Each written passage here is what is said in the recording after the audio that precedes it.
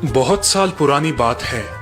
प्राचीन इजिप्ट में अब्दुल्ला नाम का एक बहुत बड़ा कपड़ों का व्यापारी था।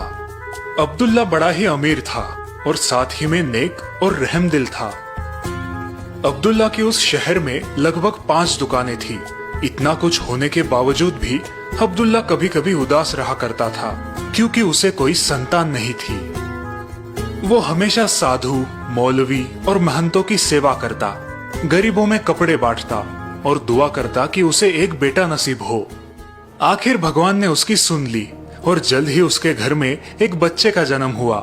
अब्दुल्ला ने बड़े प्यार से उसका नाम सुल्तान रखा।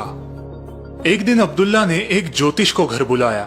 ज्योतिष ने सुल्तान की कुंडली देखी और कहा, ये लड़का शूर है, लेकिन जब ये 16 साल का हो जाएगा तब उस पर बहुत बड़ा संकट आएगा, जिससे उसका जीवन बड़ा ही दुखदायी हो जाएगा। मेरा बेटा शूरवीर है ना, यही काफी है। वो खुद ही उन संकटों से और आपदाओं से जूझ लेगा। कुछ सालों बाद सुल्तान 16 साल का हो गया। अब्दुल्ला के बहुत समझाने पर भी सुल्तान दुकान पर ध्यान न देता। उसका सारा ध्यान खेलकूद पर ही लगा रहता। अब्दुल्ला को अपने बेटे की बहुत चिंता होने लगी। उसी चिंता ने उसे घेर लिया। वो बीमार पड़ गया और इसी बीमारी में वो चल बसा। सुल्तान को व्यापार की कोई समझ न थी। इसी वजह से उनका जल्द ही दिवाला निकल पड़ा।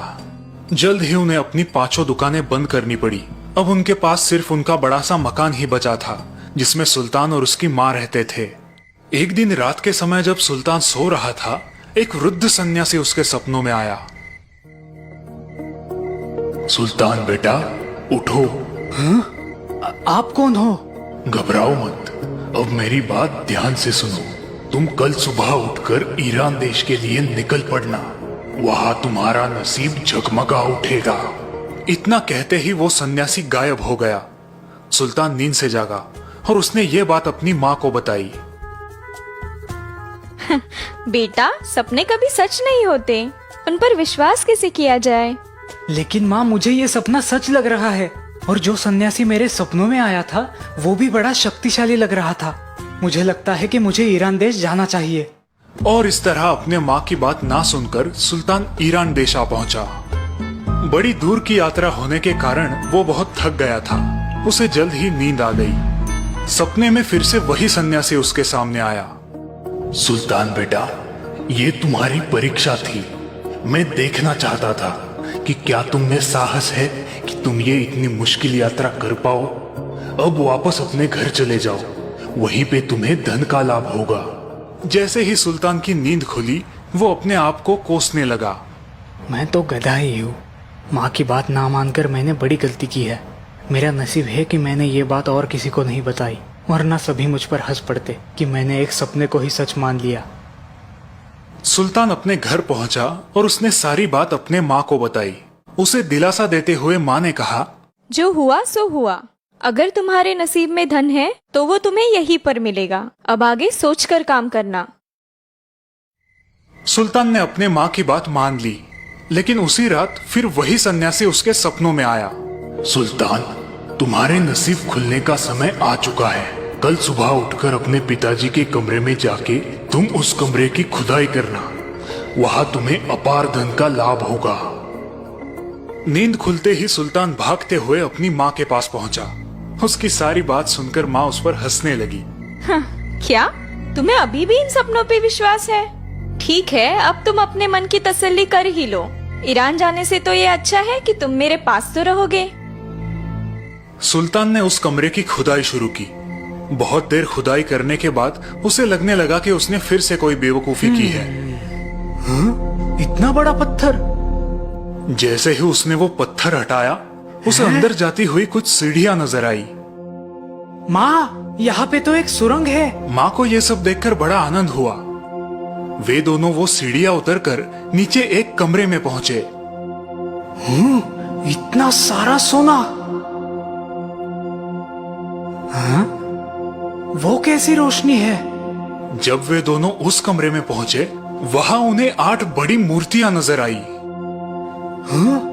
इतनी सारी सोने की मूर्तियां, और इनमें तो हीरे जड़े हैं। माँ और सुल्तान दोनों को बड़ा आनंद हुआ, लेकिन तभी एक बात सुल्तान के जहन में आई। माँ, यहाँ पे एक मूर्ति कम है। 8 मूर्तियाँ सोने की थाली पर खड़ी है, लेकिन जरा देखो, यहाँ पर एक थाली खाली है। उस थाली पर कुछ लिखा हुआ था। सुल्तान उसे पढ़ने लगा।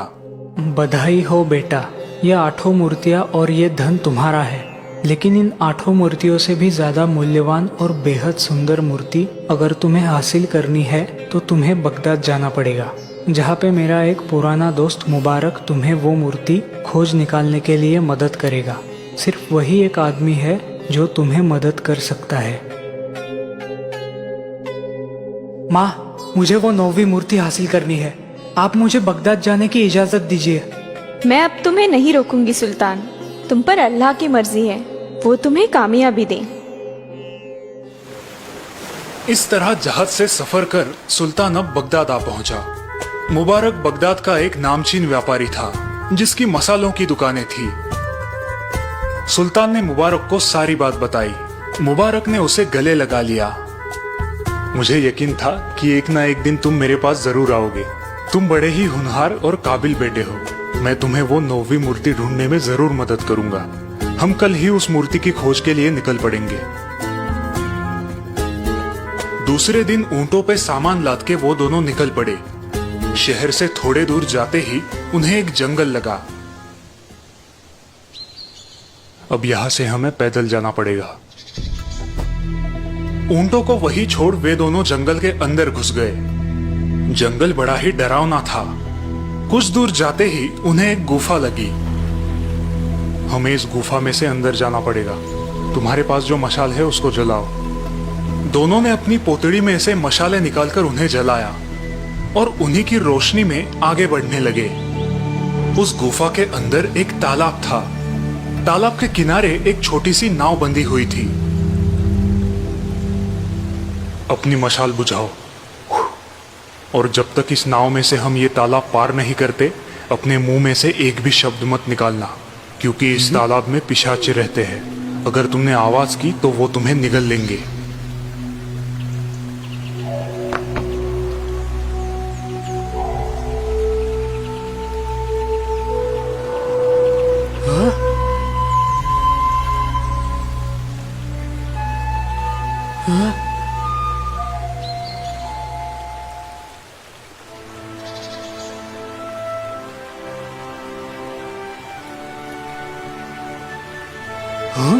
वो क्या है?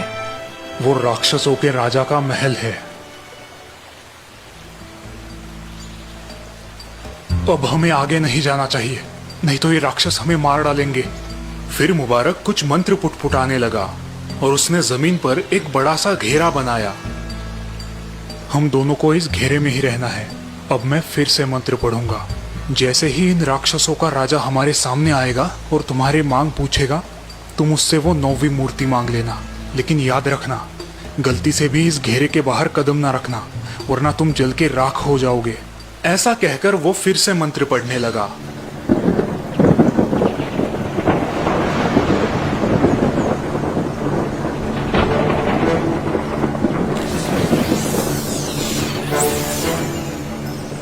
सुल्तान, आखिर तुम यहाँ तक आ ही पहुंचे।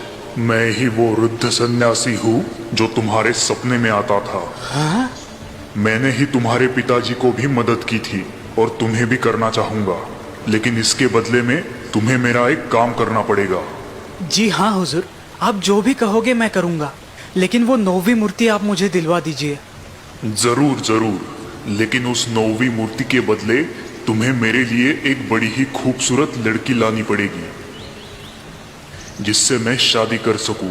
लेकिन याद रखना, वो लड़की ना कि सिर्फ खूबसूरत होनी चाहिए, बल्कि मन की सच्ची, दयालु और निष्कपट भी होनी चाहिए। हुजूर, मैं ऐसी लड़की तो ढूंढ लूं जो खूबसूरत है, मगर उसके दूसरे गुण मैं कैसे जान पाऊंगा? मुझे ये कैसे समझ आएगा कि वो मन की सच्ची और निष्कपट है? मैं तुम्हें एक आईना देता हूँ, जिसमें झांकते ही वो आईना हंसने लगे तो जान लेना कि वही लड़की निष्कपट और मन की सच्ची है। तुम उसे मेरे पास ले आना, उसमें गलती मत करना, वरना मैं तुम्हारा सारा धन छीन लूंगा। ऐसा कहकर एक बड़ा ही खूबसूरत सा आईना उसने सुल्तान को भेंट दे दिया। फिर मुबारक और सुल्तान नाव में से वापस आए। सुल्तान अब सोच में पड़ गया कि आखिर ऐसी लड़की उसे कहाँ मिलेगी। सुल्तान, तुम्हारी उलझन का हल मेरे पास है। बगदाद शहर में एक से बढ़कर एक बड़ी खूबसूरत लड़कियां हैं। हम ऐलान करके हमारे महल पर उन लड़कियों के लिए एक बड़ी दावत रखेंगे और एक एक कर उन सभी लड़कियों को उस आईने के सामने लाएंगे। शहर में ऐलान किया गया, इस शहर की तमाम नौजवान और खूबसूरत लड़कियों को ये दावत दी जा रही है। हुजूरे आला मुबारक जी के पास एक बड़ा सा जादुई आईना है जो इन लड़कियों में से एक सबसे खूबसूरत लड़की को चुनेगा और फिर उसे 10,000 सोने के मोहरे इनाम दिए जाएंगे। अब शहर में बड़ी हलचल मच गई। सारी लड़कियां सज धज कर दावत में आ पहुंची, लेकिन जैसे ही वो उस आईने के सामने खड़ी होती, आईना जोर जोर से रोने लगता और लड़कियां घबरा कर शर्मा कर वहां से भाग जाती। धीरे धीरे सारी लड़कियां मायूस होकर महल से चली गई। यह आईना तो रोते ही जा रहा है। आईना हंस रहा है, ये कैसे हुआ? वो दोनों दौड़ते हुए उस कमरे में आ पहुंचे। उन्होंने देखा कि उस घर के नौकरानी की लड़की उस आईने के सामने खड़ी है और वो आईना जोर जोर से हंस रहा है।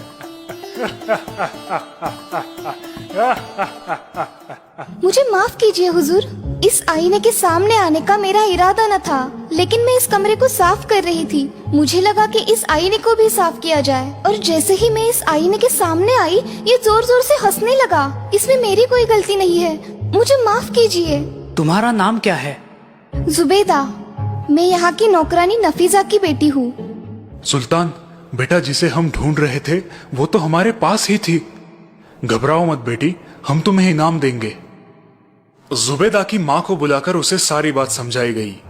जुबेदा उनके साथ चलने के लिए तैयार हुई, लेकिन जुबेदा को इस बात का पता नहीं था कि वो उसे एक राक्षस को सौंपने वाले हैं। जुबेदा को साथ लेकर अब वो उस राक्षस की नगरी की तरफ जाने लगे, लेकिन सुल्तान को अभी ये बात बिल्कुल ही पसंद नहीं आ रही थी कि वे लोग अपने स्वार्थ के लिए एक लड़की को राक्षस को सौंप रहे हैं।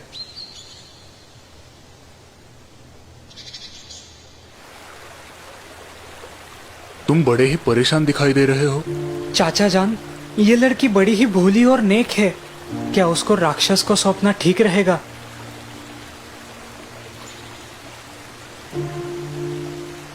वो हमारी गुलाम है, हम उसे जरूर बेच सकते हैं। लेकिन अपने स्वार्थ के लिए मैं इस लड़की की बलि क्यों दूं? क्योंकि तुमने यही वचन उस राक्षस को दिया है। अपना वचन निभाओ, वरना वो राक्षस तुम्हारा सर्वनाश कर देगा।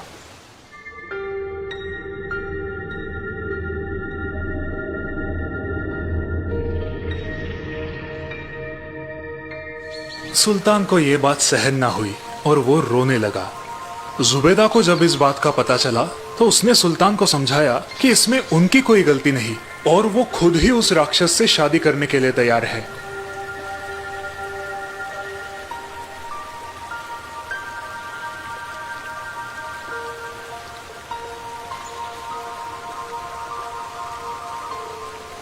अब वे उस महल के पास आ पहुंचे। मुबारक ने मंत्र पढ़े और वो राक्षसों का राजा उनके सामने प्रकट हुआ।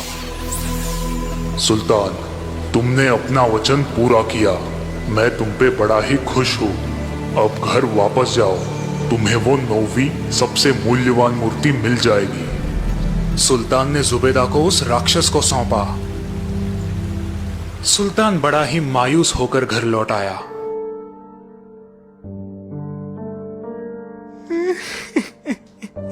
क्या हुआ बेटा, तुम खुश नहीं हो? सुल्तान ने माँ को सारी बात बताई। क्या तुम जुबेदा से प्यार करने लगे थे? हाँ, शायद, क्योंकि वो बड़ी ही नेक और मन की सच्ची थी। जो हुआ उसे बदला नहीं जा सकता, लेकिन एक बात हो सकती है। राक्षस ने कहा था कि वो 9वीं मूर्ति तुम्हें मिल जाएगी। तो अब हम नीचे जाके देखते हैं कि क्या उसने अपना वचन निभाया है, और अगर उसने अपना वचन निभाया होगा तो हम वो मूर्ति उसे वापस कर देंगे और उसके बदले में हम उस लड़की को उससे छुड़ा लेंगे। सुल्तान को ये बात पसंद आई।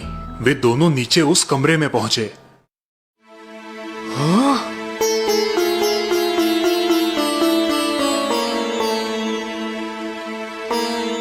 मालिक, वो 9वीं मूर्ति मैं ही हूँ। जिसे उस राक्षस ने आपको भेंट स्वरूप दिया है। जुबेदा को वहाँ पाकर सुल्तान को बड़ा हर्ष हुआ।